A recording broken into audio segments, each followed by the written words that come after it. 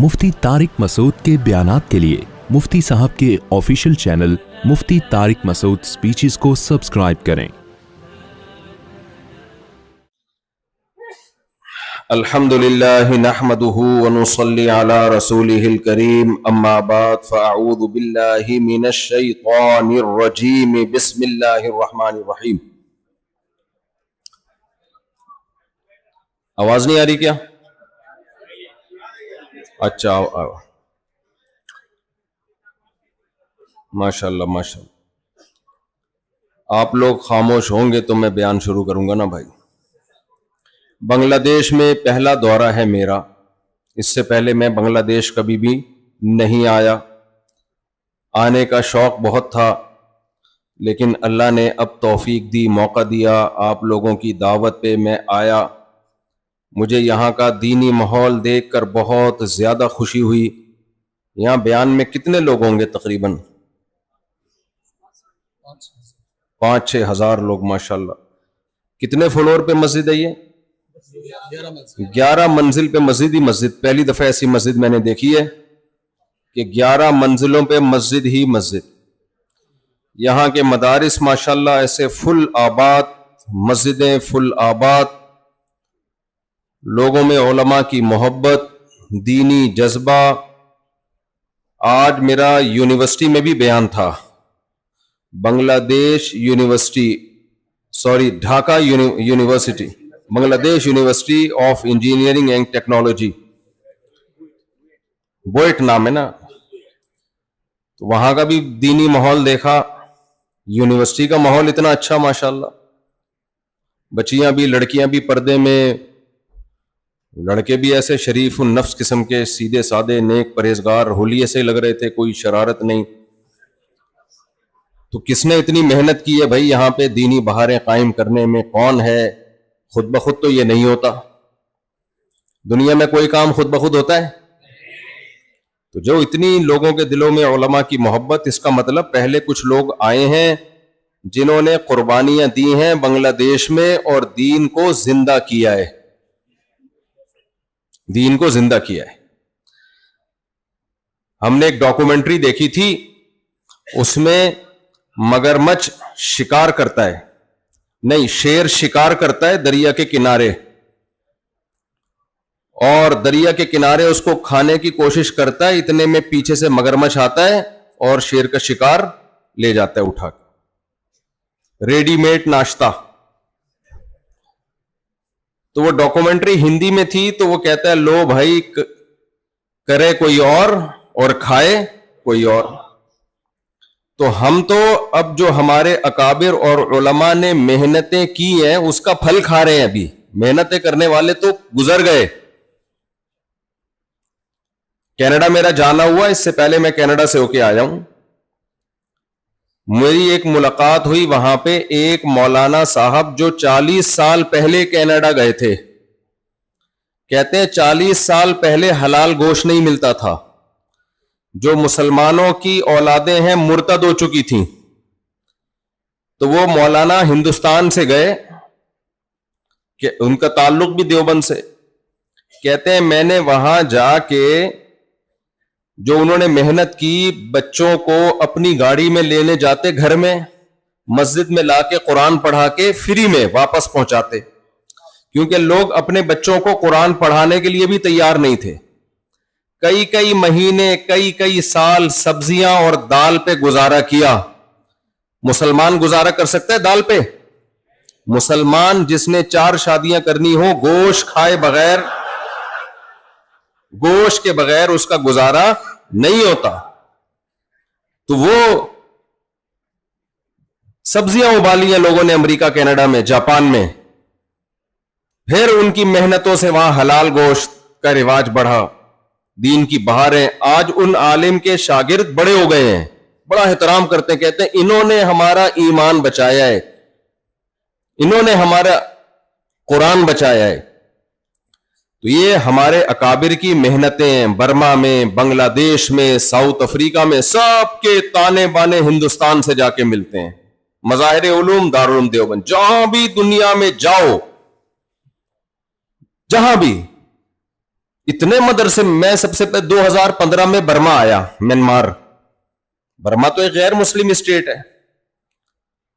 میں جب وہاں گیا, وہاں میں نے بڑے بڑے مدرسے دیکھے, دینی تعلیم ہو رہی ہے, 8 سال کے لیے بچے پڑھ رہے ہیں وہاں پہ.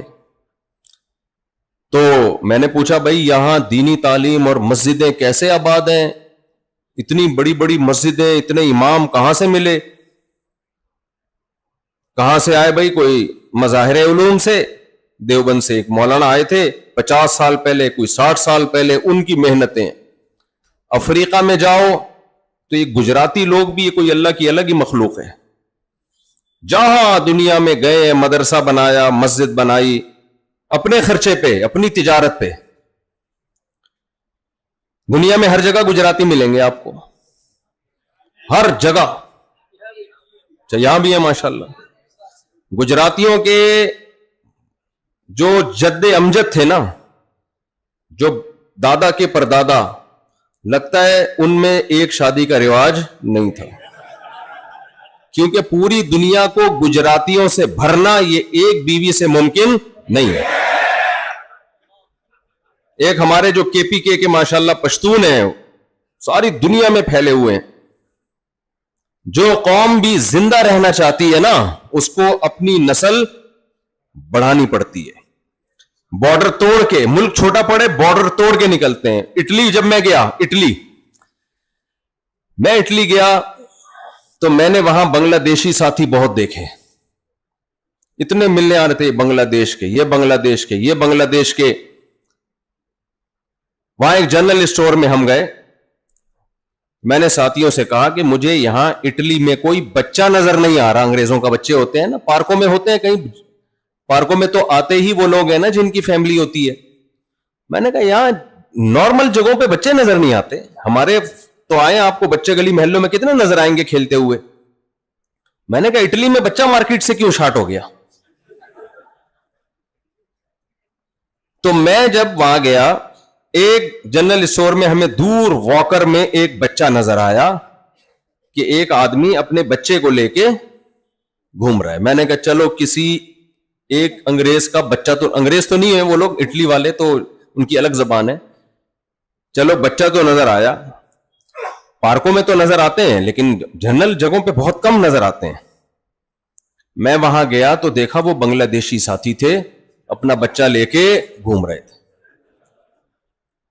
وہاں بنگلہ دیش کے لوگ اتنے زیادہ, مجھے اٹلی میں بنگلہ دیش کے لوگ نظر آئے. اب اٹلی والوں کی نسل کم ہو رہی ہے, حقیقت ہے, یہ حقیقت ہے. یہ وہاں کی حکومت پریشان ہے, پتہ ہے آپ کو. علاقے کے علاقے خالی ہو گئے, یہ رپورٹ ہے. بہت سے علاقے اٹلی میں ویران. لوگ کہتے ہیں کہ نہیں ہم تو گئے ہیں میلان میں, وہاں تو بہت پبلک ہے. بھائی جو بڑے بڑے علاقے تھے, شہر تھے, آہستہ آہستہ ویران ہو کے ختم. وہ تو آبادی سمٹ رہی ہے نا. ہمارے مسلمان بھائی بنگلہ دیش والوں نے اپنی سپیڈ الحمدللہ مینٹین رکھی ہوئی ہے. جاپان میں ہمارے پشتونوں نے, پٹھان بھائیوں نے اپنی سپیڈ پہ کوئی کمپرومائز نہیں کیا. اٹلی میں بنگلہ دیشی ساتھیوں نے, میں نے کہا, اور 8 سے 50 تو نسوار بھی مل رہی ہے جاپان میں, اور چپلی کباب کے ہوٹل بھی مل رہے. سمجھ رہے؟ نسوار جانتے ہیں آپ لوگ؟ وہ نہیں یوں کر کے رکھی جاتی یہاں پہ,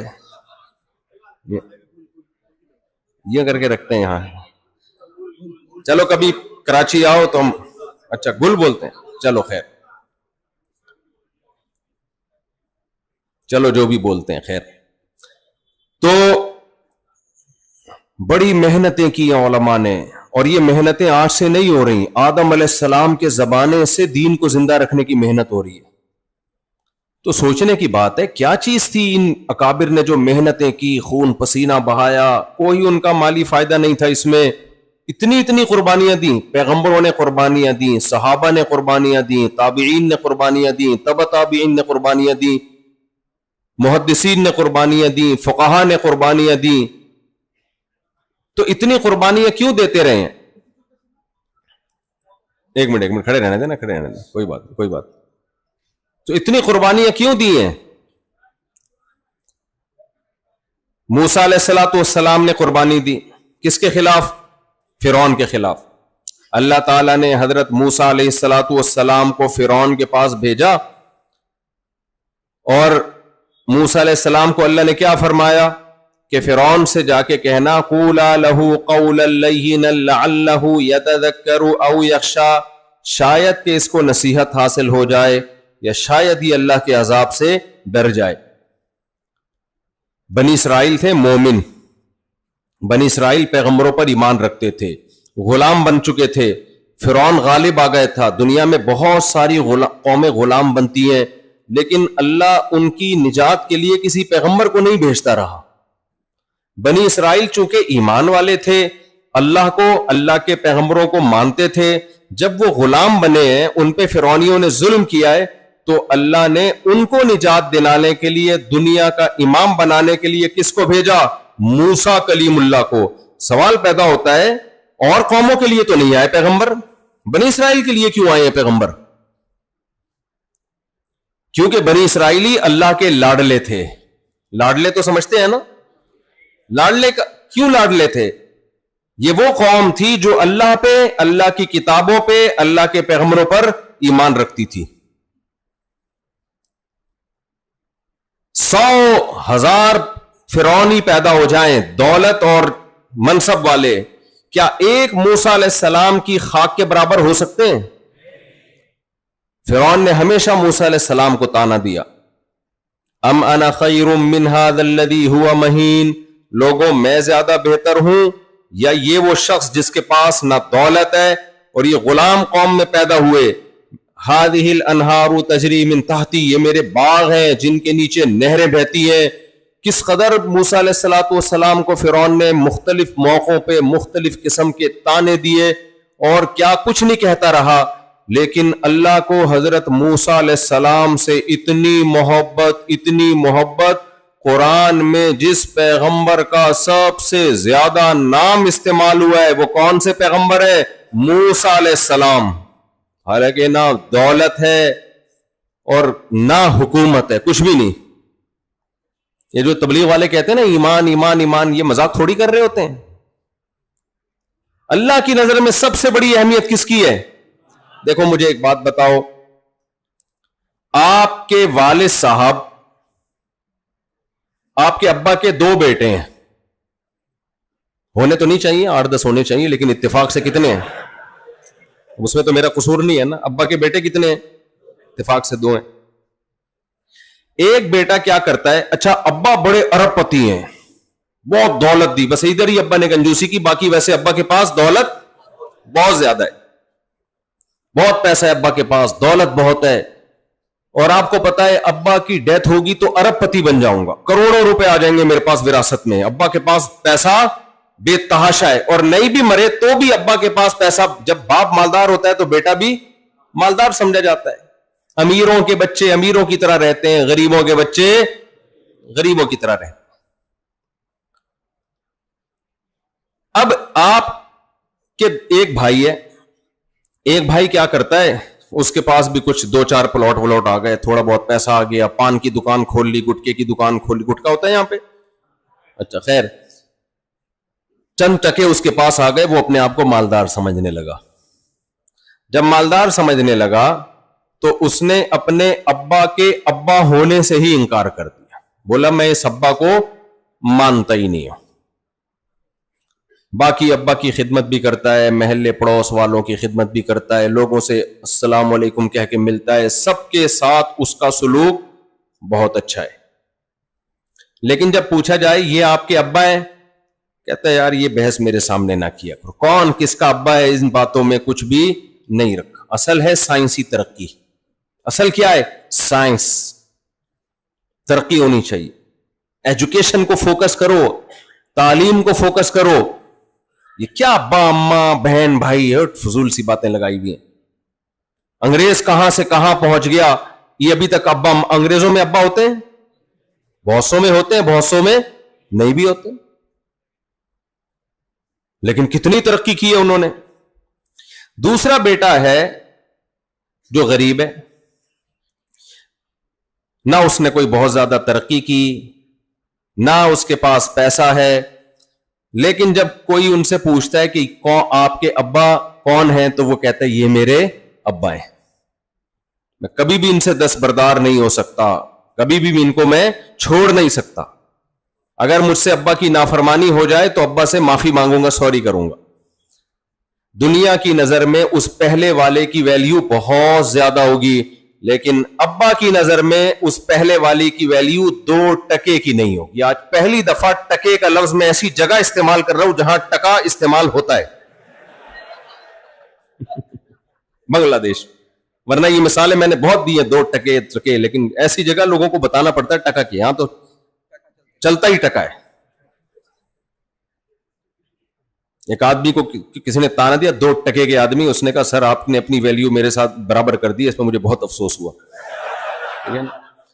خیر، تو ابا کی نظر میں وہ بیٹا جو ابا کو سرے سے مانتا ہی نہیں ہے، باقی بہت سارے کام کر رہا ہے، لوگوں کی نظر میں تو حیثیت ہوگی، ابا کی نظر میں ہوگی حیثیت؟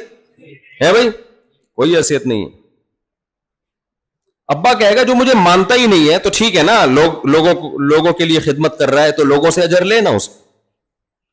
تو یاد رکھو اس کائنات کو سائنسدانوں نے نہیں بنایا، اس کو کس نے بنایا ہے؟ یہ بنی نہیں ہے، بنائی گئی ہے۔ خود بخود دنیا میں کچھ ہوتا ہے؟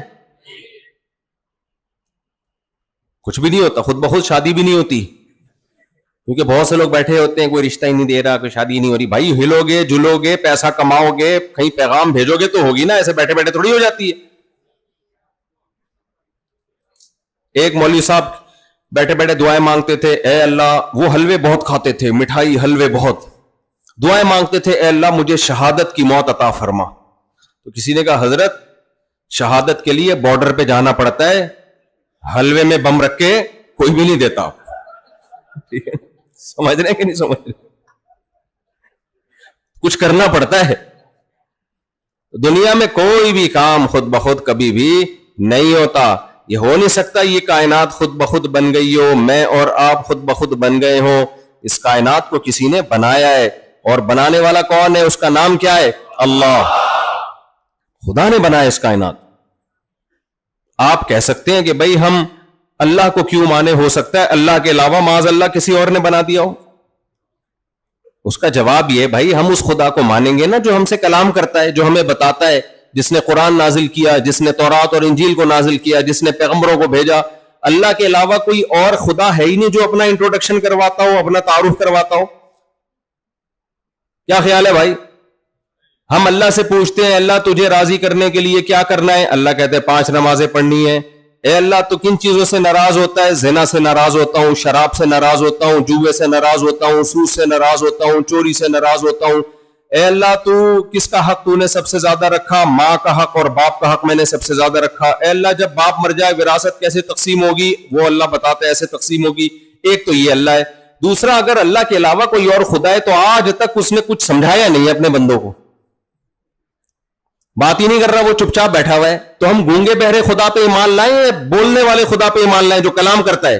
تو وہ اللہ کے علاوہ آپ کے پاس کوئی ہے نہیں۔ مارکیٹ میں جب آپ کے پاس کوئی آپشن نہیں ہوتا تو جو ہوتا ہے وہی وہ ہوتا ہے آپ کے پاس۔ آپ کہتے ہو بھائی دیکھو گھر میں فون کرتے ہو یہ چیز اتنے کی مل رہی ہے، اماں کہتی ہیں سستی لے آ، اماں اس دکان کے علاوہ کہیں اور نہیں مل رہی، تو اماں کہتی چل وہیں سے لے آ۔ تو جو چیز اویلیبل ہوگی وہی مانی جائے گی نا۔ ہم جس خدا پر ایمان رکھتے ہیں وہ کلام کرتا ہے، وہ اپنا تعارف کرواتا ہے، اللہ لا الہ الا هو الحی القیوم لا تأخذہ سنۃ ولا نوم، پوری اپنے بارے میں اس نے معلومات دی ہمیں، اور بندوں سے کبھی ڈسکنیکٹ نہیں ہوا۔ آدم علیہ السلام کے ذریعے اپنے بندوں سے رابطہ کیا، موسیٰ علیہ السلام کو پیغمبر بنا کے بھیجا، عیسیٰ ابن مریم کو پیغمبر بنا کے بھیجا، داؤد علیہ السلام کو، سلیمان علیہ السلام کو، یونس علیہ السلام کو، اور موسیٰ علیہ السلام کو، محمد صلی اللہ علیہ وسلم کو، ابراہیم علیہ السلام کو، اسماعیل علیہ السلام کو، یوسف علیہ السلام کو، یعقوب علیہ السلام کو، سب کو بھیجتا رہے تاکہ اللہ کا پیغام وہ اللہ کے بندوں تک پہنچاتے رہیں۔ تو یہ والے اللہ پہ ہی ہم ایمان لائیں گے، اس کے علاوہ کوئی اور گاڈ نہیں ہے جس پہ ہم ایمان لائیں، کیونکہ وہ ہوتا تو وہ اس طرح ہم سے کلام کرتا اور ہمیں اپنے بارے میں بتاتا۔ دیکھو مجھے ایک بات بتاؤ, آپ بچپن سے بڑے ہوئے, آپ جن کو ابا سمجھتے رہے, ڈیڈی پاپا کہتے رہے, ان کی خدمت کرتے رہے, وہ آپ کے کی گود میں اٹھا کے گھومتے رہے, آپ اسی 50 سال کے ہو گئے, آپ اسی میں. ایک دن آپ کے ابا کے بچپن کے دوست نے کہا کہ تمہارا ابا میں ہوں, یہ نہیں ہے, لہذا میرے ساتھ زندگی گزارو. آپ بولو گے میں 40 سال کے ساتھ 40 سال سے تو ان کے ساتھ گھوم رہا ہوں, میں 40-50 سال سے, اور یہ مجھے اپنے اولاد بھی کہتے ہیں اور میں ان کو اپنا ابا بھی کہتا ہوں. کاغذات میں بھی میں نے ان کو اپنا ابا کہہ دیا, اور اب بھی یہ مجھے اپنا بیٹا کہتے ہیں. پڑھایا لکھایا بھی انہوں نے, اور کاغذ میں بھی یہ میرے ابا ہیں. تو اتنے دن آپ خاموش کیوں رہے ہیں بھائی؟ آپ فوراً آتے نا, بولتے غلط, تم کی گود میں اٹھا رہے ہو, میرا بیٹا ہے میں گود میں اٹھاؤں گا. تو اگر وہ کوئی معقول جواب دے تو ٹھیک ہے, اگر معقول جواب نہ دے, بولے بس میں ویسے ہی چپ بیٹھا ہوا تھا, ویسے ہی ڈاکٹر نے مجھے زیادہ بولنے سے منع کیا تھا, ڈاکٹر نے کہا تھا زیادہ بولنے سے گلا خراب ہوتا ہے, تو 40 سال تک میں بولا ہی نہیں اس چکر میں. آج میرا گلا ٹھیک ہوا ہے تو میں نے کہا. آپ اس سے کہہ رہے ہو بھائی آپ کا گلا کیا, آپ تو اتنی گھنٹے گھنٹے تقریریں کرتے ہو, گلا کیسے خراب ہے یار؟ وہ الگ بات ہے, لیکن یہ والی بات ڈاکٹر نے بولنے سے منع کی تھی. تو آپ مان لو گے اس باپ کا دعویٰ جو جھوٹا باپ ہے؟ کبھی بھی نہیں مانو گے, بولے ہٹ یہاں سے, دفاؤ. ہم جس اللہ پہ ایمان رکھتے ہیں وہ تو کلام کرتا ہے, آدم علیہ السلام کے زمانے سے لے کے کتابیں بھی نازل کر رہا ہے, احکامات بھی نازل کر رہا ہے. اور جو دوسرا خدا ہے اگر کوئی ہے وہ ہزاروں سال سے چپ بیٹھا ہوا ہے, یا تو اس کا گلا خراب ہے یا اس کو ڈاکٹر نے بولنے سے منع کیا ہے. تو ہمارے پاس اللہ کے علاوہ, گاڈ اللہ کے علاوہ ماننے میں ہمارے پاس کوئی آپشن ہے ہی نہیں, تو اللہ ہی کو ماننا پڑے گا ہمیں خدا. اس لیے یاد رکھو اسلام کا کانسیپٹ 2 اور 2 4 کی طرح کلیئر ہے, اس لیے ہم مسلمان ہیں. اسلام کے ساتھ کوئی مذہب پنپتا ہی نہیں ہے بھائی. اللہ کا تصور اتنا کلیئر, پیغمبروں کا تصور کلیئر ہے, تعلیمات 2 اور 2 4 کی طرح کلیئر ہیں. تو میرے اور آپ کے پاس اگر ہم مذہب کو فالو کرنا چاہیں تو اسلام کے سوا کوئی آپشن ہے ہی نہیں, کوئی اسلام کے ٹکر کا ہے ہی نہیں, تو ہم وہاں کیوں جائیں؟ تو اس لیے جو اللہ کو مانتے ہیں, جو اوریجنل خدا ہے, وہ کون ہے؟ اللہ. تو اللہ اپنے ماننے والوں کو, کوئی جمشید کا بیٹا ہو, جمشید نام کے لوگ ہوتے ہیں معذرت کے ساتھ, تو جو بیٹا جمشید صاحب کو مانتا ہوگا کہ میرے ابا ہیں, اور ایک بیٹا نہیں مانتا, تو دنیا تو شاید دوسرے کو سر پہ بٹھائے, لیکن ابا کی نظر میں اس کی کوئی ویلیو نہیں ہوگی.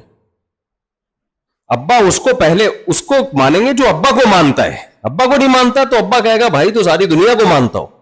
اس لیے میرے بھائی, رنگ رلیوں پہ زمانے کی نہ جانا اے دل, یہ خزاں ہے جو بانداز بہار آئی ہے. کافر کی ترقی دیکھ کر کبھی کافر سے متاثر مت ہو. ہاں اپنے اندر کوئی خامی ہے اس کو ضرور ٹھیک کرو, اور اس کے اندر کوئی خوبی ہے تو اس کو فالو کرو, مگر یہ مت سمجھو کہ کافر ترقی میں آ کے کامیاب ہو گیا اور اگر ہم ترقی نہ کر سکے تو ناکام ہو گئے. نا نا نا نا, ناکام. بعض دفعہ دنیا میں ظالم آدمی ترقی کر لیتا ہے, مظلوم ترقی میں پیچھے رہ جاتا ہے. تو معیار کامیابی کا یہ نہیں ہے کہ آپ کے پاس کتنا پیسہ, کتنی شہرت, کتنی دولت. اللہ اس کے رسول صلی اللہ علیہ وسلم کی نظر میں کامیابی کا معیار آپ سے اللہ خوش ہے یا نہیں ہے, بس. آپ اللہ کو مانتے کہ نہیں مانتے؟ اللہ آپ سے خوش ہے یا نہیں؟ آپ اپنے ویژن میں بھی اگر ناکام ہو جاؤ, اللہ خوش ہے تو بھی آپ کامیاب ہو. آج لوگ کیا کہتے ہیں, بھئی یہ بیچارہ اپنے ہدف میں, ویژن میں, گول میں کامیابی نہیں ہوا. یہ کوئی بات نہیں. نبی صلی اللہ علیہ وسلم نے فرمایا بہت سے پیغمبر ایسے بھی آئے ہیں جنہوں نے دین کی دعوت کا کام شروع کیا اور ایک شخص بھی ایمان نہیں لایا اور ان پیغمبروں کو قتل کر دیا گیا. تو وہ آئے تھے دین کی دعوت کے لیے, ایک بندہ بھی ایمان نہیں لایا, تو دنیاوی لحاظ سے ان کا مشن کمپلیٹ ہوا نہیں ہوا. لیکن کیا پیغمبروں کو کوئی ناکام کہہ سکتا ہے؟ پھر بھی کامیاب تھے. کیوں؟ کون راضی تھا ان سے؟ اللہ راضی تھا. تو اس لیے ایمان بہت بڑی نعمت ہے, بہت بڑی نعمت. اور یاد رکھو بعض چیزیں انسان کو بغیر محنت کے ملتی ہیں تو بھی وہ اللہ کی نعمت ہے, اگر نعمت ملی ہے. مجھے ایک بات بتاؤ, آپ کروڑ پتی باپ کے بیٹے تھے, اتفاق سے آپ کو ابا نے گھر سے نکال دیا, آپ نے دوسری شادی کی بات کی, ابا نے کک مار کے گھر سے, اسی وجہ سے نکالا جاتا ہے, اور تو کوئی معقول ریزن اب تک ذہن میں آئی نہیں ہے, نکال دیا ابا نے کیا کر دیا, جب بیان خواتین بھی سن رہی ہیں معذرت کے ساتھ, تو آپ کو نکال دیا. لیکن شریعت کیا کہتی ہے, باپ مرے گا تو وراثت کس کو ملے گی, بال چاہے نالائق ہو چاہے لائق ہو, وراثت ملتی ہے شریعت میں. اب آپ کی محنت کے بغیر بیٹھے بیٹھے کروڑوں روپے, کروڑوں ٹکے آپ کے پاس آ گئے, آپ اس کے مالک بن گئے. آپ نے مفتی صاحب سے جا کے مسئلہ پوچھا کہ میں تو ابا کا نافرمان تھا, کیا یہ وراثت میرے لیے حلال ہے؟ مفتی صاحب کہیں گے بھائی ابا کا نافرمان تھا تو دعا مانگ, توبہ طائب کر, وراثت بہرحال حلال ہے. تو یہ نعمت آپ کو ملی آپ کی محنت سے یا بغیر محنت کے؟ بغیر محنت کے. تو یاد رکھو جیسے دین کی دنیا کی نعمت بعض مرتبہ بغیر محنت کے مل جاتی ہے, ایسے ہی دین کی نعمت بھی بعض دفعہ بغیر محنت کے مل جاتی ہے. دین کی نعمت بھی. ہم مسلمان ماں باپ کے گھر پیدا ہو گئے, غیر مسلم جب بیچارہ ایمان قبول کرتا ہے بہت محنت کرتا ہے, وہ قتل کی دھمکیاں, یہ جو غیر مسلم کہتے ہیں نا براڈ مائنڈڈ ہوتے ہیں, جو مذہب قبول کر لو کچھ نہیں کہتے ہیں, نہ ایسا ہے نہیں. میں نے دیکھا ہے, میں مذاہب کے نام نہیں لوں گا کیونکہ مقصد کوئی نفرتیں پھیلانا نہیں ہے. بہت سے مذہب والوں میں نے دیکھا ہے کہ اگر کسی نے مذہب قبول کیا, اسلام کی طرف گیا, غائب, پتہ ہی نہیں کہاں گیا, وہ قتل کر دیتے ہیں. ایسے بہت واقعات ہیں میرے سامنے, جن مذہب والوں کے ان مذہب کا نام بھی لے سکتا ہوں, فائدہ نہیں ہے, خام خام نفرتیں پھیلتی ہیں. تو غیر مسلم جب اسلام قبول کرتا ہے بہت قربانیاں دینی پڑتی ہیں اس کو, بہت محنت کرنی پڑتی ہے اس کو. ہمیں اللہ نے غریبی میں اسلام دے دیا, ماں باپ مسلمان تھے, ہم بھی کیا پیدا ہو گئے, مسلمان. تو اب یہ نہیں کہہ سکتے کہ یہ اللہ کی نعمت نہیں ہے. بھائی بعض دفعہ فری پھوکٹ میں بھی نعمت بولو مل جاتی ہے.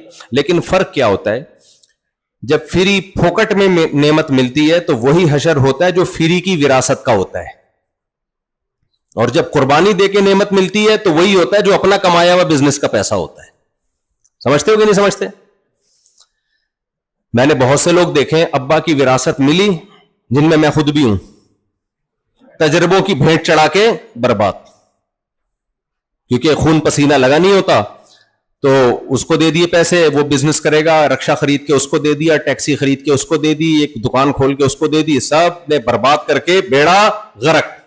ہمارے حضرت مفتی رشید احمد صاحب فرمایا کرتے تھے, اس زمانے میں کوئی کسی کو پیسہ دے تو یہ بے وقوف, اور جو لے کے واپس کر دے وہ اس سے بڑا بے وقوف. سمجھ رہے ہو؟ ایک صاحب میرے پاس آئے, مجھے کہنے لگے مفتی صاحب جو کسی کو پیسہ دے وہ بے وقوف, یہ سمجھ میں آتا ہے, لیکن جو لے کے واپس کر دے وہ اس سے بڑا بے وقوف کیوں؟ میں نے کہا جس کو یہ بات سمجھ میں نہیں آئی وہ ان دونوں سے بڑا بے وقوف.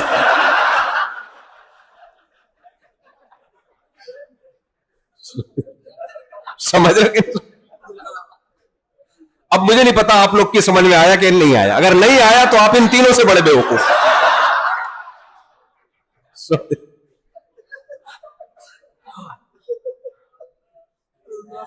تو جب فری پھوکٹ کی وراثت ملتی ہے نا تو کیا ہوتا ہے, محنت تھوڑی ہوتی ہے, اس کو دے دیا, ادھر لگا دیا, ادھر انویسٹ کر دیا, سب برباد کر کے بیٹھ گئے.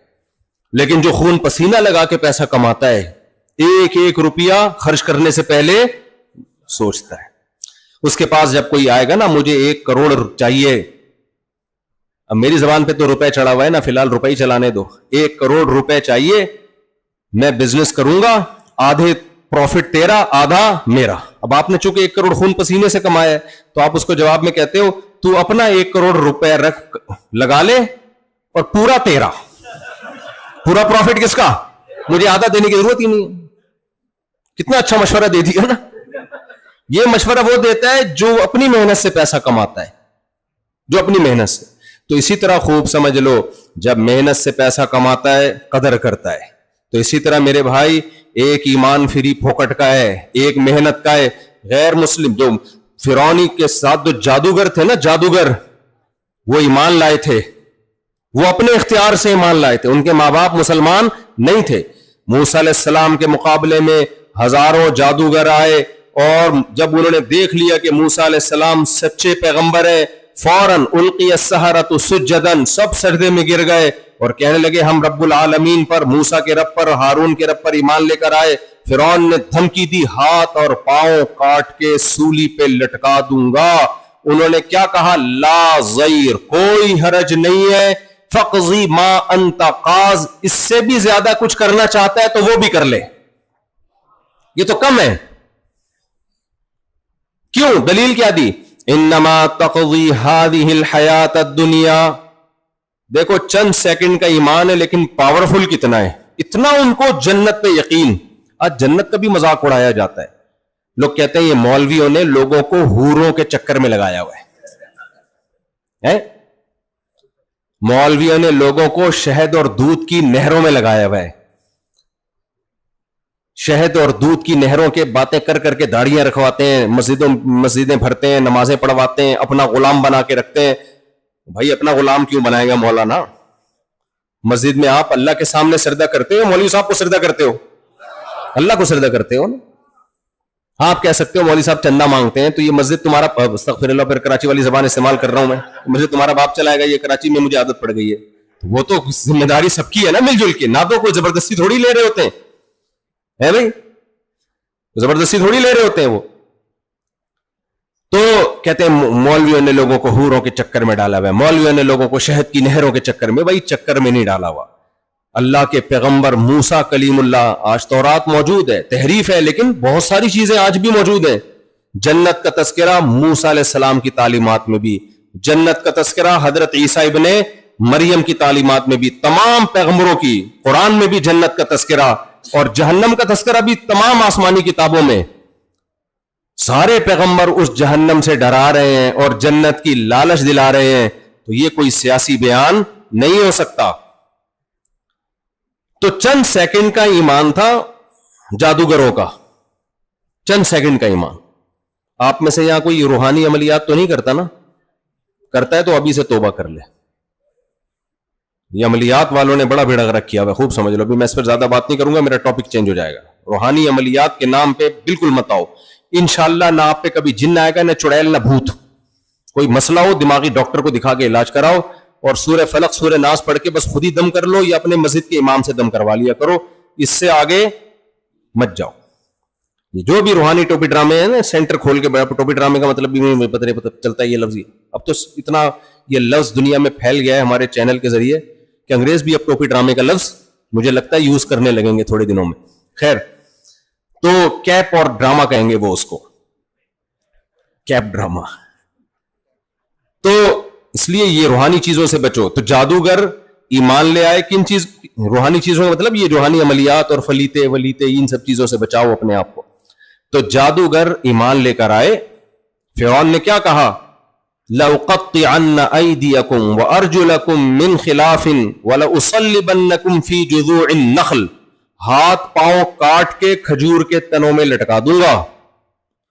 تو جادوگروں نے کیا کہا, لا ضیر, کوئی پرابلم نہیں ہے.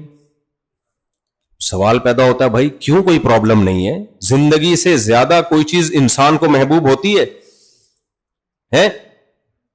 ہمارے حضرت مفتی رشید احمد صاحب ایک واقعہ سنائے کرتے تھے کہ بہت سے لوگ کہتے ہیں نا اس زندگی سے تو موت ہی بہتر ہے. موت دیکھی نہیں ہوتی نا, اس لیے کہہ رہے ہوتے ہیں. یہ جو خودکشی کرتے ہیں نا, یہ بچ جاتے ہیں تو دوبارہ کبھی نہیں کرتے. یہ ان کو اندازہ ہوتا ہے کہ بھائی یہ تو بڑا پرابلم ہو رہی ہے اس میں, تو وہ تو مر جاتے ہیں اس لیے. ورنہ جو بچے ہیں نا وہ دوبارہ سب کچھ کیا, خودکشی نہیں کی کبھی انہوں نے, کیونکہ ان کو نظر آتا ہے نا مرتے ہوئے ہوتا کیا ہے. تو ایک آدمی دعا مانگتا تھا, اے اللہ اس زندگی سے تو موت ہی بہتر ہے, موت دے دے, موت دے دے. ایک دن دعا مانگ رہا تھا, اوپر درخت پہ ایک آدمی رسہ لے کے بیٹھا ہوا تھا, پھندا لے کے. اس نے پھندا ڈالا اوپر سے, اب یہ دعا مانگ رہے ہیں اللہ اس زندگی سے تو موت ہی بہتر ہے.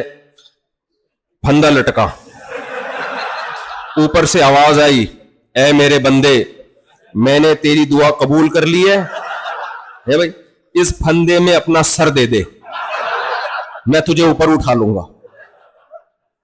تو یہ دعا میں کیا کہتا ہے, یا اللہ ادھر تو کوئی مذاق بھی نہیں کر سکتا. اللہ کو کیا سمجھا رہا ہے, تو کوئی مذاق بھی نہیں کر سکتا ہے. بھائی موت جب تک اچھی لگتی ہے جب تک دیکھی نہ ہو, ورنہ دنیا میں سب سے زیادہ ناپسندیدہ چیز انسان کے لیے کیا ہے, موت. تو فرعون کیا کہہ رہا ہے, سب کے ہاتھ پاؤں کاٹ کے کھجور کے تنوں پہ مار دوں گا لٹکا کے میں. کچھ تو ڈرنا چاہیے تھا نا جادوگروں کو, اور جادوگروں کو پتا تھا فرعون یہ کر بھی دے گا, یہ فرعون ہے, یہ ہوائی بھڑکیاں نہیں لگا رہا, دھمکیاں نہیں دے رہا, یہ کرے گا, اور اس کی حکومت جا رہی ہے, پھر کیوں نہیں کرے گا یہ. تو جادوگروں نے کیا کہا, سوال پیدا ہوتا ہے جادوگر فوراً تیار کیوں ہو گئے, یہ سوال ہوتا ہے کہ نہیں ہوتا. تو جادوگر کہنے لگے انما تقضی هذه الحیات الدنیا, تو جو کچھ کرے گا اس دنیا میں کرے گا, اور یہ دنیا مسافر خانہ ہے, آج نہیں تو کل یہاں سے جانا ہے, آج نہیں تو کل تو مریں گے. سے پتا چلا کہ 1 سیکنڈ کے ایمان نے جادوگروں کے دلوں سے دنیا کی محبت نکال دی. دنیا کو مسافر خانہ سمجھنا شروع کر دیا انہوں نے. ہم 4 ٹکے آ جائیں نا ہمارے پاس تو ہم یہ سمجھتے ہیں کہ یہی ہے سب کچھ, ہم نے یہی رہنا ہے. جب بھی کوئی اپنا بڑا گھر دکھایا کرے نا, اتنا بڑا گھر دیکھو میرا, تو ایک تو دعائیں دیا کرو, نعمت ہے اللہ کی, لیکن فوراً سوچا کرو جانا کہاں ہے, قبرستان. جانا کہاں ہے بھائی, قبرستان. مریں گے, ختم, فینش. کیا گھر, کیا گاڑی, کیا رکشا, کیا ٹرین, کیا جہاز, سب بزنس کلاس میں لوگ سفر کر رہے ہوتے ہیں, ولاگ بنا رہے ہوتے ہیں, یہ دیکھیں میں بزنس کلاس میں جا رہا ہوں.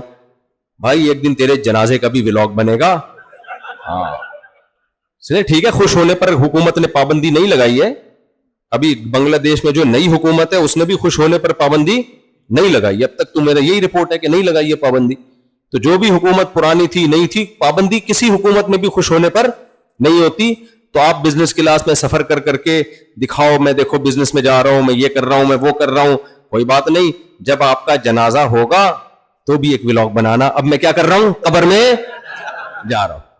میں یہ ولاگر کو برا نہیں کہہ رہا, میں آپ کو سمجھا رہا ہوں کہ ان کی خوشیوں کی وجہ سے ان سے زیادہ متاثر نہ ہوا کرو. غریب آدمی احساس کمتری میں جا رہا ہوتا ہے, یار یہ دیکھو یہ بزنس کلاس میں یہ ادھر اڑ رہے ہیں, یوں جا رہے ہیں, ایسا کر رہے ہیں, اور مفتی طارق مسعود صاحب کو تو دیکھو ادھر سمندر میں ڈائیو لگائی ہوئی ہے, انجوائے کر رہے ہیں لائف کو.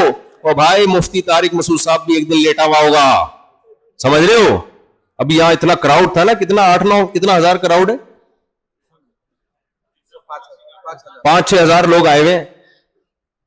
تو اتنے لوگ کھڑے ہوئے تھے. میں نے کیا سوچا, میں نے کہا بھائی ایک دن جنازے میں اس سے زیادہ لوگ ہوں گے, سب کے ہوں گے. کوئی آپ ایسا نا مجھ پہ ترس کھانا شروع کر دو, ہائے ہائے ہائے, آپ کے بھی ہوں گے.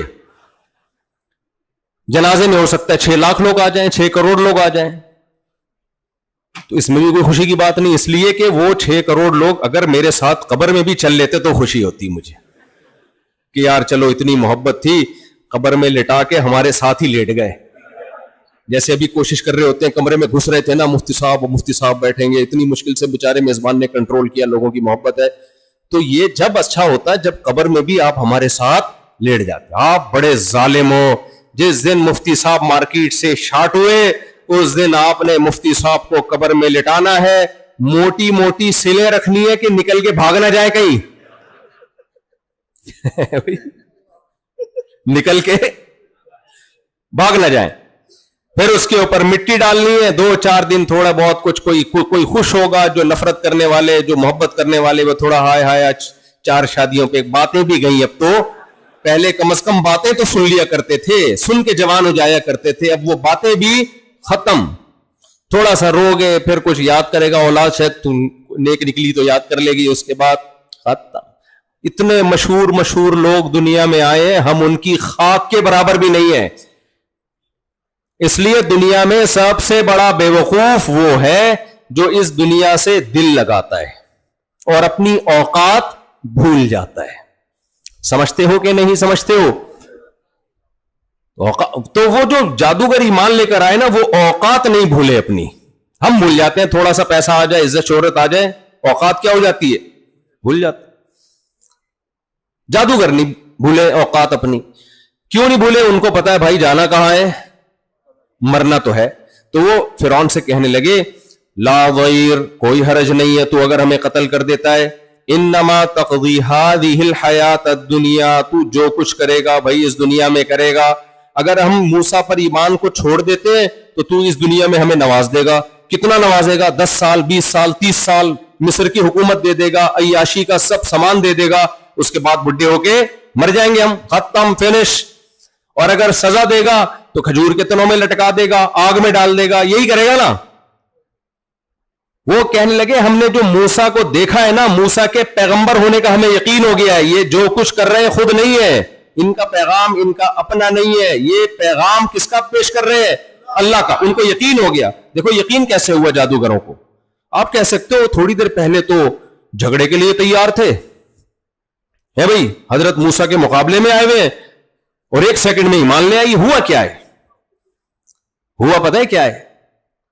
ہوا یہ ہے کہ جادوگروں نے جب لاٹھیوں کو پھینکا تو قرآن کہتا ہے یخیل الیہ من سحرہم انہا تسعی. دیکھنے والوں کو مسمرزم کیا انہوں نے، ان پر مسمرزم ہوا ہے. دیکھنے والوں کو ایسا لگا کہ یہ لاٹھی نہیں بلکہ سانپ ہیں. قرآن نے یہ نہیں کہا کہ وہ لاٹھیاں حقیقت میں سانپ بن گئی. ایک دفعہ بھی قرآن نے یہ نہیں کہا.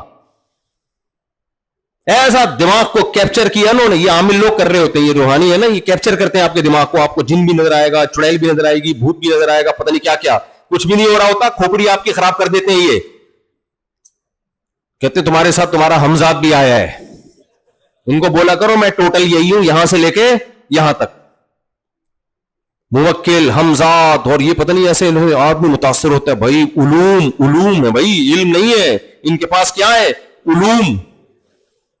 جس کے پاس کچھ بھی نہیں ہوتا نا، وہ پھر علوم کی باتیں کر رہا ہوتا ہے بیٹھ کے. تو یہ دماغوں کو کیپچر کر دیتے ہیں. تو جو مضبوط اعصاب کے لوگ ہیں ان کے دماغ کو یہ کیپچر نہیں کرتے. اب موسیٰ علیہ السلام کے کو بھی ایسا لگا کہ سانپ، یہ لاٹھیاں سانپ ہیں. تو اللہ نے لگنے دیا، ورنہ پیغمبر پہ اثر نہیں ہوتا جادو کا. لیکن اللہ نے کیوں لگنے لگا؟ تاکہ مقابلہ تو ہو نا. تاکہ کیا ہو؟ مقابلہ ہو. بعض حکمتوں سے اثر ہو جاتا ہے تاکہ پتہ مقابلہ تو ہو نا.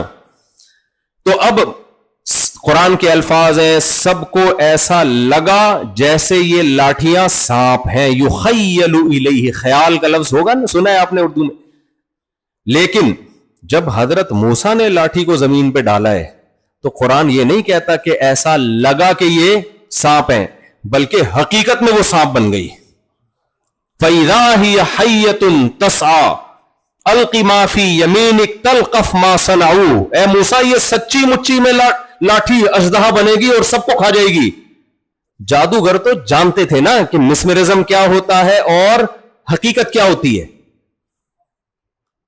دیکھو جھوٹی موٹی میں کچھ بھی دکھا دو آدمی کو، اگر پتا چلے یہ سچی مچی میں ہے، سچی مچی میں. آپ کے کسی ریلیٹو کا انتقال ہو گیا 1 مہینہ پہلے، وہ آپ کے پاس آئے، آپ بولو گے جھوٹی موٹی میں شاید مجھے کوئی خواب آ رہا ہے، آنکھیں یوں کرو گے، یوں تھپڑ مارو گے، اپنے آپ کو مطمئن کرو گے، شاید یار ہو جاتا ہے انسان کو. بعض دفعہ پرانے لوگ یاد آتے ہیں تو تصورات کی دنیا میں آ جاتے ہیں. ابا نے آ کے رکھ کے ایک چماٹ لگا دیا آپ کے کہ میں تیرا ابا ہوں، میں زندہ ہو کے آ گیا ہوں. اس کے بعد میرے بھائی ابا کی قبر میں آپ لیٹے ہوئے ہو گئے. کیا خیال ہے؟ مردے کو سچی مچی میں زندہ دیکھ لو تو گیا نا، گئے نا کام سے، گئے کام سے بھائی. آدمی خوف سے مر جائے. میں اکثر واقعہ بتاتا ہوں. ہمارے ایک جاننے والے نے کہا کہ میرا آدھے دھڑ کو فالج ہو گیا ہے. آدھے دھڑ کو ہی ہوتا ہے. تو میرا علاج نہیں ہو رہا. مجھے کسی نے کہا ہے کہ فلاں بابے کا مزار ہے، ان کے مزار پہ جاؤ تو وہ بابا وہ صحیح کر دیں گے، ان کو اللہ نے اختیارات دیے. میں نے کہا اس بابے کے تو دونوں دھڑ کام نہیں کر رہے ہیں، تبھی تو وہ بیچارے قبر میں گئے ہیں. اگر اس کا آدھا دھڑ کام کر رہا ہوتا قبر میں ڈالتے. جس کے دونوں دھڑ کام نہیں کر رہے وہ تمہارا آدھا دھڑ کیسے ٹھیک کرے گا؟ मुशरिक के पास ना अकल नहीं होती, खूब समझ लो, खोपड़ी के अलावा सब कुछ होता है मुशरिक के पास, अकल नहीं होती। तो भाई अल्लाह से मांगो, अल्लाह हाजात को पूरी करता है। तो खैर, तो जादूगरों ने देखा कि मूसा अलैहिस्सलाम ने जो लाठी को सांप बनाया, तो ये लाठी क्या सच्ची मुच्ची में क्या बन गई? सांप। वो कहने लगे कि ये नामुमकिन है कि कोई हकीकत में लाठी को सांप बना दे, ये मूसा का काम नहीं है अलैहिस्सलाम, ये किसका काम है? अल्लाह का। इसलिए फ़उल की कुरान में फा है ताकीब माल वसल के लिए, उलमा समझते हैं इसका मतलब फौरन एक काम हो, और उल्किया का मतलब फेले मजहूल है। रिफ्लेक्ट एक्शन का नाम सुना होगा ना आपने, गैर शऊरी हरकत, बास चीजें लाशऊर में एकदम कर लेता है आदमी। तो लाशऊरी तौर पर उन्होंने कहा भाई अब हमारे पास मूसा को पैगंबर माने बगैर कोई चारा नहीं है, फौरन धड़ाम से सिरदे में गिरे कि हम आपके रब पर ईमान ले आए। तो जब ईमान लाए हैं, ये इसलिए नहीं कि उनके अब्बा मुसलमान और उनकी अम्मा मुसलमान, देखा ईमान लाए, फौरन कुर्बानी देने के लिए तैयार, क्योंकि मूसा अलैहिस्सलाम की बातें तो सुन चुके थे पहले, कुफ्र की हालत में भी सुन चुके थे, लेकिन शक में थे कि पता नहीं ये सही कह रहे हैं गलत कह रहे हैं। जब यकीन हो गया ये अल्लाह के पैगंबर हैं, तो भाई पैगंबर की जबान से सच के सिवा कुछ भी नहीं निकलता। वलौ तक़व्वला अलैना बअज़ल अक़ावील लअख़ज़ना मिन्हु बिल यमीन थुम्मा लक़तअना मिन्हुल वतीन। कुरान कहता है पैगंबर अगर मुझ पे कोई झूठ की निस्बत कर दे, कोई गलत बात कर दे, मैं दाएं हाथ से पकड़ के शहरक को काट डालूं। पैगंबर की ये मजाल नहीं है, पैगंबर के लिए मुमकिन नहीं है कि वो कोई ऐसी बात करे जो अल्लाह की ना हो, लेकिन उसकी निस्बत किसकी तरफ कर दे? अल्लाह की तरफ कर दे।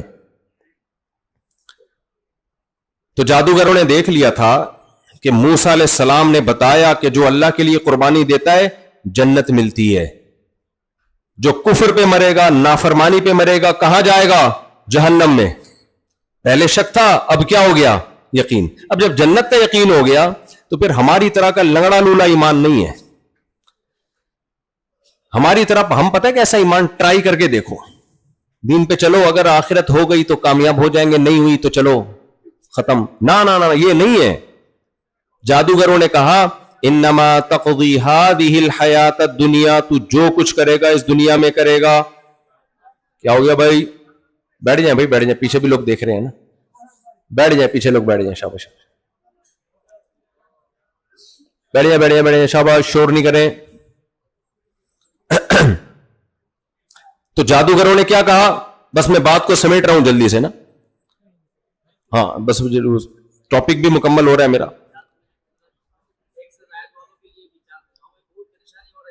क्या? कौन से वाले? अच्छा है। तो देखो क्या कहा जादूगरों ने, इन्नमा तक़दी हादिहिल हयात दुनिया, तू जो कुछ करेगा इस दुनिया में करेगा, कितना कर लेगा, तरक्कियां कितनी दे देगा, सजाएं कितनी दे देगा। इन्ना आमन्ना बिरब्बिना लियग़फ़िर लना ख़तायाना वमा अकरहतना अलैहि मिन अस्सिहर। हम जब अल्लाह पे ईमान लाएंगे तो अल्लाह जो कुछ हमें देगा तू उसका तसव्वुर भी नहीं कर सकता। अल्लाह क्या देगा हमें? सबसे पहले अल्लाह हमारे कुफ्र में जो हमने गुनाह किए सब माफ कर देगा। ईमान की बरकत क्या? ईमान लाते ही अल इस्लाम यहदीमु मा कान क़ब्ला, पिछले सारे गुनाहों की दीवार को गिरा देता है। दूसरा, हमने कलीमुल्लाह, अल्लाह के कलीम से मुकाबला किया है। इसका तकाजा तो यह था हम पे फौरन अजाब आ जाता कि हम पैगंबर के मुकाबले में आए। हम ईमान लाएंगे, अल्लाह ये गुनाह भी हमारा माफ कर देगा। देखो जिसके दिल में ईमान होता है ना, उसको मगफिरत की बहुत फिक्र होती है। आज लोग आते हैं मुख्तलिफ मसाइल लेकर, मुफ्ती साहब मेरे साथ ये मसला चल रहा है, इसके लिए दुआ करें, मुफ्ती साहब मेरे साथ कारोबार नहीं चल रहा, ये दुआ करें, मुफ्ती साहब मेरे गुर्दे में पथरी हो गई है, दुआ करें, मुफ्ती साहब मेरे घुटने के मसले चल रहे हैं, दुआ करें, वगैरह वगैरह। ऐसे बहुत कम लोग होते हैं जो कहते हैं मुफ्ती साहब आप दुआ करो अल्लाह मेरे पिछले सारे गुनाहों को मुआफ कर दे। हमारे नबी के पास ज्यादा केसेस ये वाले आते थे, आखिरत वाले। और हमारे नबी भी जब सहाबा को किसी अमल पे तरगीब देना होती ना, तो आप फरमाते ये काम करो इससे गुनाह माफ होंगे, ये काम करो इससे گناہ معاف.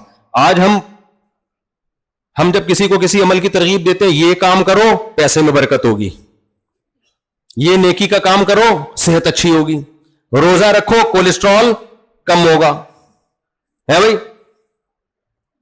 صحابہ کو ترغیب دینے کے لیے, حالانکہ وہ گناہ نہیں کرتے تھے, وجہ کیا تھی؟ ان کو پتا تھا مغفرت اللہ کی نعمتوں میں سے سب سے بڑی نعمت ہے. قیامت کے دن معافی تلافی ہو جائے, اس سے بڑی کوئی نعمت ہو نہیں سکتی ہے.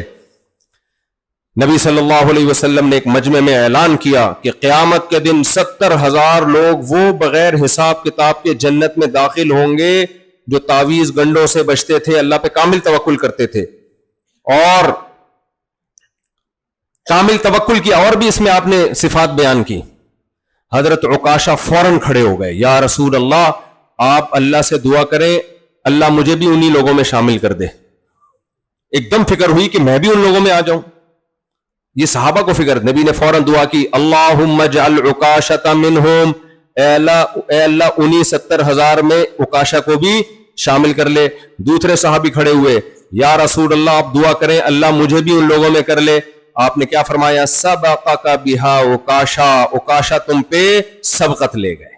یعنی یہ قبولیت انہی لوگوں کے لیے ہے جو آخرت پہ زیادہ حریص ہیں. تو سب سے زیادہ حریص تو وہی ہوگا جو سب سے پہلے کھڑے ہوئے. تو یہ صحابہ کرام کی کیفیت تھی.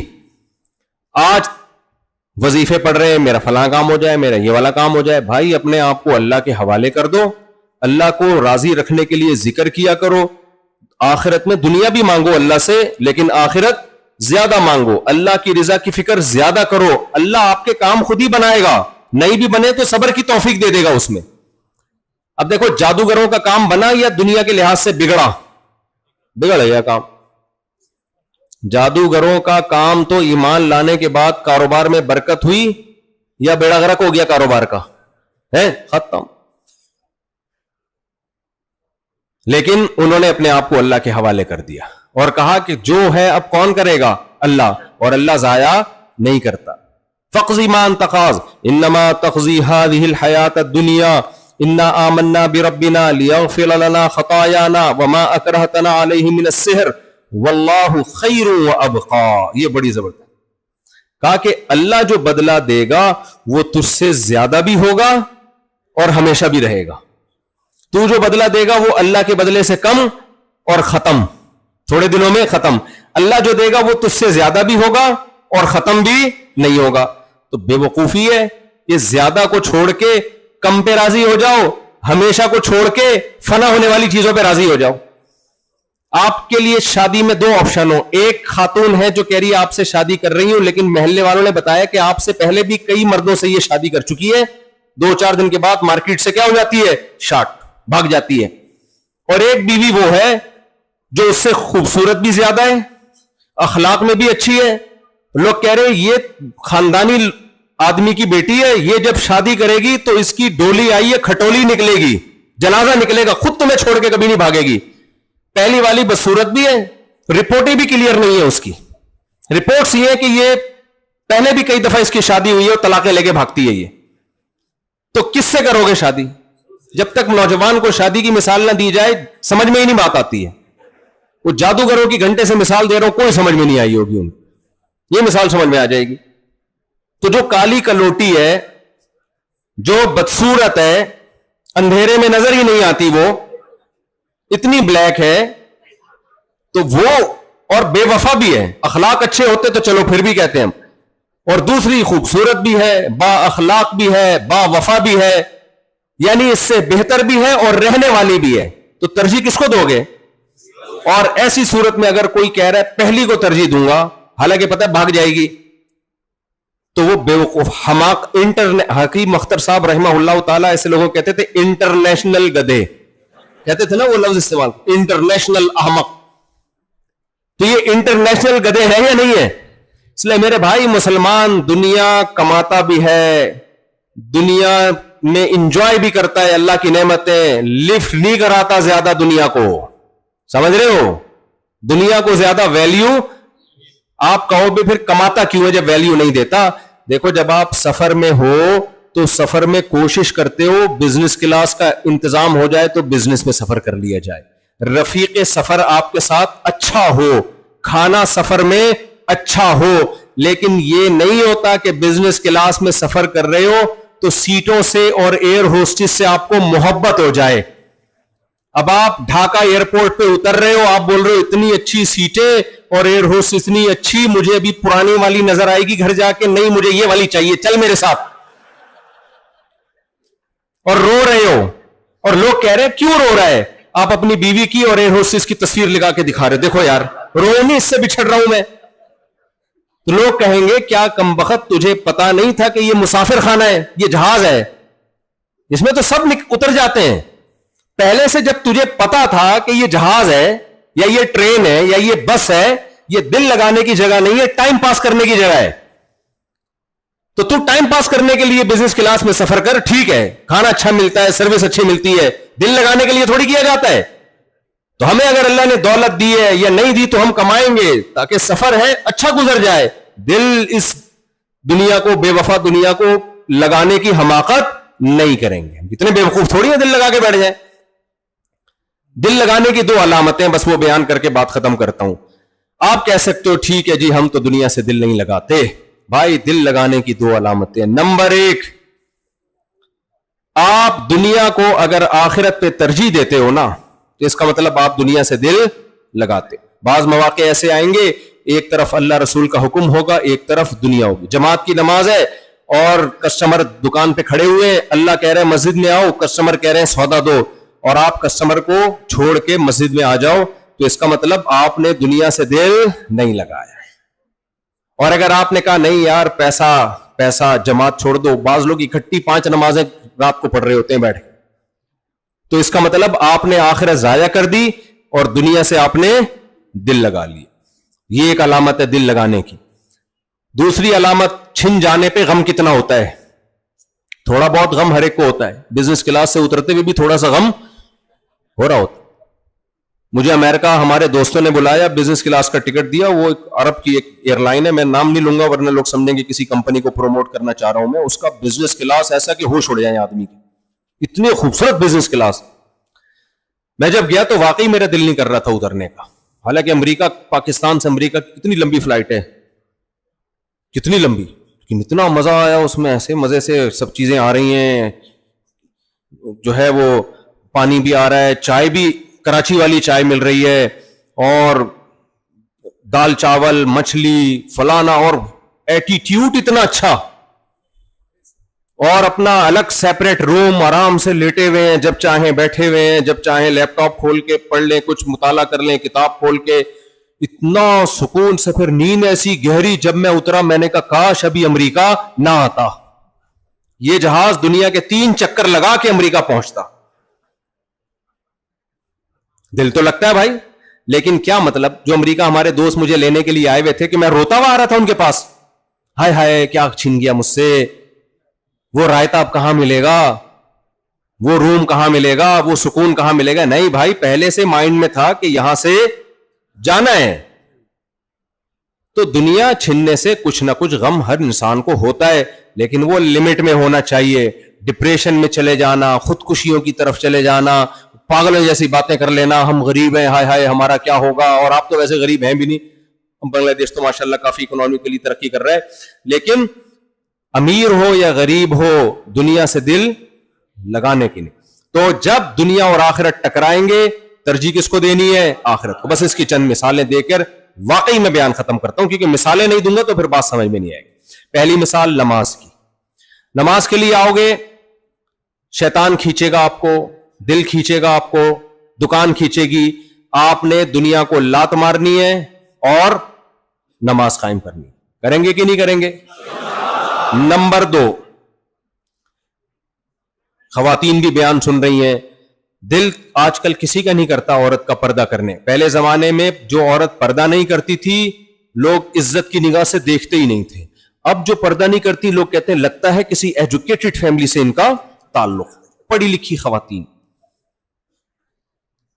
جتنی دولت آئے گی کپڑوں کا سائز اتنا ہی چھوٹا.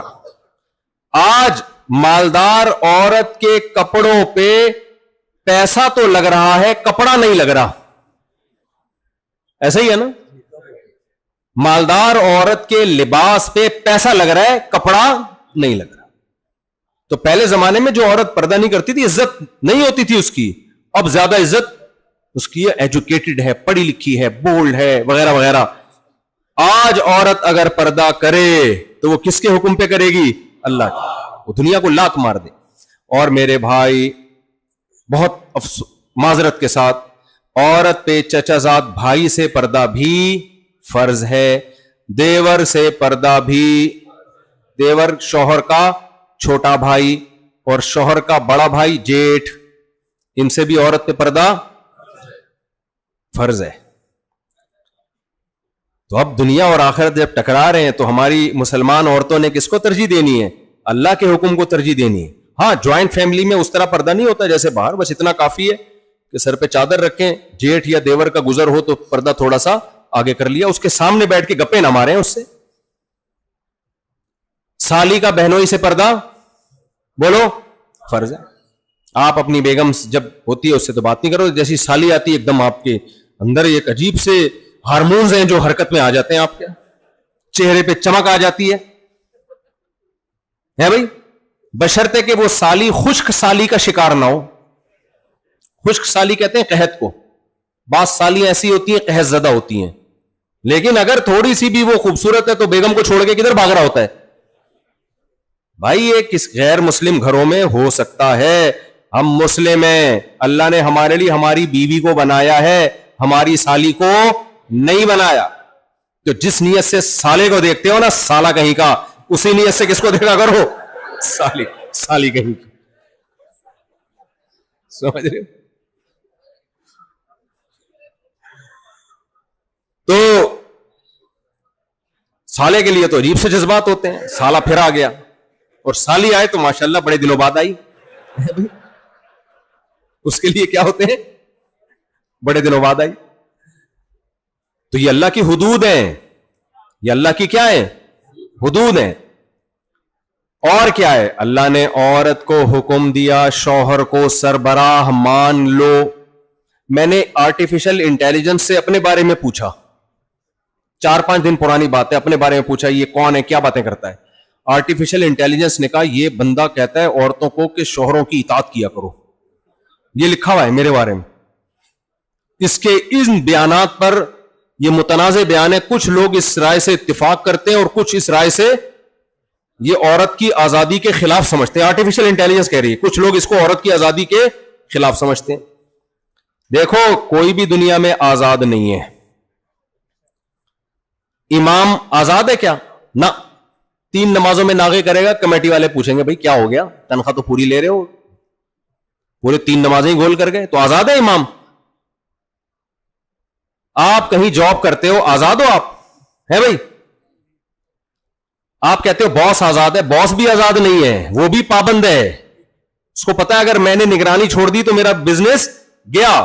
وہ بھی بہت سو کی چاپلوسی بھی کر رہا ہوگا, کڑوی کسیلی بھی برداشت کر رہا ہوگا اپنی کمپنی کو چلانے کے لیے. آزاد تو میرے بھائی دنیا میں کوئی بھی نہیں ہوتا, ناممکن ہے. اگر عورت شوہر کی اطاعت سے آزاد ہوگی تو ایئر ہوسٹس بنے گی, وہاں اس کا کوئی باس ہوگا جو سارا دن پھر لوگوں کی خدمت میں لگی رہے گی. کسی کمپنی میں جاب کرے گی, وہاں ملازم ہوگی. ہم نے تو باہر ملکوں میں عجیب منظر دیکھا یار, خواتین کھانا پکا بھی رہی ہیں, سرو بھی کر رہی ہیں, بچہ بھی پال رہی ہیں. یہ ظلم نہیں ہے کیا؟ کس قدر اس کے اوپر ذمہ داری ہے, اور مرد اپاہج بنے ہوئے ہیں. تو عورت کو اللہ نے جو حکم دے دیا شوہر کی اطاعت کرو, یہ عورت کے فائدے کے لیے. یہ ایک اطاعت تمہیں 1000 غلامیوں سے بچائے گی. اور شوہر کو حکم دے دیا ساری زندگی کا نان نفقہ اس کے لیے, اور تمہاری وراثت میں بھی اس کا حصہ ہے. یہاں کچھ خواتین کہتی ہیں کہ ہمارے میاں تو ظالم ہیں اور وغیرہ وغیرہ, ہم کیوں ان کی اطاعت کریں, اور یہ تو ہمارے حقوق ادا نہیں کر رہے. بھائی یہ تمہارے میاں کا مسئلہ ہے, ساری دنیا کے میاں ایسے نہیں ہوتے. تو اس سے اسلام کا حکم خراب تھوڑی ہو جاتا ہے. کچھ عورتوں کو میاں غلط مل جاتے ہیں, جوڑ کے نہیں ہوتے, ہم پلہ نہیں ہوتے. ماسٹرز لڑکیاں میٹرک کے بھاگے ہوئے لڑکوں سے ان کی شادیاں ہو رہی ہیں. ایسے بھی واقعات آئے ہیں. میٹرک بھی بڑی بات ہے. میں نے ڈاکٹر لڑکی کا نکاح 8ویں کے بھاگے سے کروایا ہوا ہے, تو جوڑ کی شادی ہوئی ہے, تو اس کا پھر وہی حل ہے کہ جب زیادہ شادی ہوں گی تو پھر عورتوں کے لیے آسانی ہو جائے گی, تو ہر ایک کو برابر کا جوڑ کر استعمال. زیادہ اس میں بولنا نہیں چاہتے ہیں یہاں پہ, زیادہ مناسب نہیں, تو وہ خواتین پھر جو ہے نا وہ ناراض ہوتی ہے. تو وہ اس کا حل یہ ہے کہ کفو میں نکاح ہو نہیں رہا, لیکن سارے میاں ایسے نہیں ہوتے بھائی. کچھ میاں آپ جیسے شریف بھی ہوتے ہیں, وہ اپنی ذمہ داری پوری کر رہے ہوتے ہیں. تو ان میاں کے بارے میں اللہ نے حکم دیا کہ سربراہ گھر کا کون ہوگا, وہ والا میں جو بنیادی حقوق. 100% تو دنیا میں صحیح کوئی بھی نہیں ہوتا, تو یہ عورت کو حکم دیا ہے. مرد کو حکم دیا کہ یہ ماتحت ہے, آپ کی غلام اور باندی نہیں ہے, یہ اس سے محبت کرو. اللہ نے اس کو بنایا ہے, کسی اور کی طرف توجہ. آج خواتین کو سب سے بڑی شکایت کیا ہوتی ہے, مردوں کے شوہروں کے ناجائز تعلقات, لڑکیوں سے دوستیاں, بہت دل پہ آرے چلتے ہیں عورت کے. اس تو اس کو اللہ نے حرام قرار دیا ہے. مرد کو اللہ نے حکم دیا داڑھی کاٹنے کا یا رکھنے کا. ہمت کر کے رکھ لو میرے بھائی. کیا خیال ہے بھائی؟ کوئی ٹیکس نہیں ہے اس کے اوپر, کوئی وزن نہیں زیادہ بڑھ جاتا. مفتی محمد شفیع صاحب کے پاس ایک صاحب آئے, کہنے لگے وہ 2-4 مولوی ہیں, اتنی بڑی بڑی داڑیاں اور اچھل کود مچائی ہوئی ہے انہوں نے. وہ کوئی ورزش کر رہے تھے نا, اتنی بڑی بڑی داڑیاں رکھ کے اچھل رہے ہیں. تو حضرت مفتی شفیع صاحب رحمہ اللہ نے فرمایا کہ داڑھی کا وزن تو ایک شٹانک بھی نہیں ہوتا بھائی, اس کو رکھ کے اچھلنا کون سا مشکل کام ہے. یا تو اتنا ویٹ ہوتا نا کہ اچھلا نہیں جاتا. لوگوں کو داڑھی والے کے ہر کام پہ اعتراض ہوتا ہے. ایک داڑھی والے جا رہے تھے گاڑی میں, کہیں بیچاری کسی خاتون کو غلطی سے ٹکر ہو گئی, تو خاتون نے کہا اتنی بڑی گاڑی رکھ کے ٹکر مارتے ہو, اتنی بڑی داڑھی رکھ کے ٹکر مارتے ہو, شرم نہیں آتی؟ انہوں نے کہا محترمہ یہ داڑھی ہے, بریک نہیں ہے. یہ داڑھی ہے, بریک نہیں. تو ہمت کر کے کیا کر لو, داڑھی بڑھا لو. اللہ نے حکم دیا ہے. دیکھو سکھ لوگوں کو میں نے کینیڈا میں دیکھا, پیدائش سے لے کے موت تک کہیں کے بال نہیں کاٹتے. کتنا مشکل حکم ہے یہ, کہیں کے بال نہیں کاٹتے, رکھتے ہیں موت تک. ان کے مذہب نے کہا وہ کرتے. ہمیں تو شرم آنی چاہیے. ہمارے مذہب نے تو صرف یہ کہا داڑھی بڑھا دو, باقی تو بال کاٹنے کا حکم دیا ہمیں. سر کے بال میں اجازت دے دی, کاٹو رکھو تمہاری مرضی ہے. صرف ایک حکم دیا داڑھی بڑھا دو. تو کیا جا رہا ہے بھائی, اس میں کون سی ٹینشن ہے؟ تو ہمت کر کے رکھ لو. یہ ہلکا حکم نہیں ہے, اب پیغمبر کا آرڈر ہے یہ. اور اللہ نے ہمیں حکم دیا سود مت کھاؤ. اللہ نے ہمیں حکم دیا چوری مت کرو. اللہ نے ہمیں حکم دیا معاہدوں کی پابندی کرو, جھوٹ مت بولو. یہ بہت سارے احکام ہیں, میں نے تو موٹے موٹے. اور ایک آخری حکم جس میں آج نوجوان بہت مبتلا ہیں, بے حیائی. اللہ نے ہمارے لیے عورت کے پاس جانے کے لیے نکاح کے علاوہ کوئی اور راستہ نہیں رکھا. فحش فلمیں دیکھ کے اپنی خواہش پوری کرنا, لڑکیوں سے دوستیاں لگانا, نائٹ کلبوں میں جانا, ڈانس پارٹیوں میں جانا, کسی بھی طرح سے عورت سے ریلیشن قائم کرو گے, دنیا کی تھوڑی دیر کی لذت مل جائے گی, آخرت آپ سے ہمیشہ کے لیے روٹھ جائے گی. مسلمان عفیف اور پاک دامن ہوتا ہے, اپنا دامن غیر عورتوں سے داغدار نہیں کرتا. تو اللہ تعالیٰ سے دعا ہے جو کچھ کہا اللہ مجھے بھی آپ سب کو اس پر عمل کی توفیق عطا فرمائے. جو کمی کوتاہیاں ہو گئی اللہ تعالیٰ معاف فرمائے. آپ لوگ مسافے کے لیے آگے نہ بڑھیں, رش بہت زیادہ ہے, نکلنے میں بہت مشکل ہوگی. تو اس لیے بہتر یہی ہوتا ہے کہ نہ خود تکلیف میں آئیں نہ دوسروں کو تکلیف دیں. دعا میں نے کر لی ہے, پھر کبھی ہاتھ اٹھا کے بھی دعا مانگ لوں گا. اللہ سب کو دنیا اور آخرت کی برکتیں دے, ہر طرح کی پریشانیوں سے غموں سے اللہ ہم سب کو بچا کے رکھے.